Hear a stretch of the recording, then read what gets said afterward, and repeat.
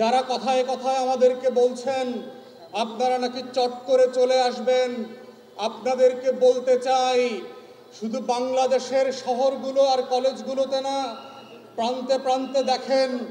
আপনারা যেদিন চট করে আসার দুঃসাহস করবেন, সেই দিন বাংলাদেশের হাজার হাজার মুগ্ধরা আবার তিতুমির হয়ে ফিরে আসবে। সেই দিন আবার আবু সাইদের উত্তরসূরিরা ফেনীর প্রান্তে প্রান্তে শহীদের আত্মা হয়ে ফিরে আসবে। সেই দিন আবার তিতুমিরেরা, হাবিলদার রজমালিরা, ব্রিটিশ বিরোধী আন্দোলনের শামশের গাজীরা নতুন করে জীবন্ত লাশ হয়ে ফিরে আসবে, গডফাদারদেরকে প্রতিহত করবে।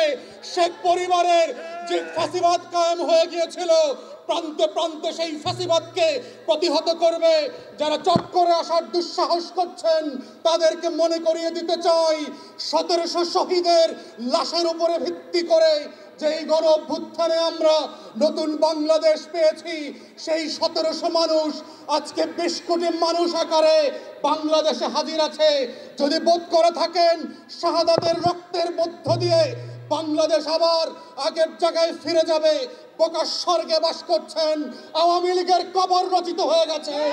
এই আওয়ামী লীগ আর ফিরে আসবে না। এই জাতীয় পার্টি আর 14 দলের গ্যাংস্টার দিল্লির দাসত্ব প্রতিষ্ঠা করবার জন্য আর ফিরে আসবে না। ওদের অবস্থান হচ্ছে ডাইনোসরের মতো।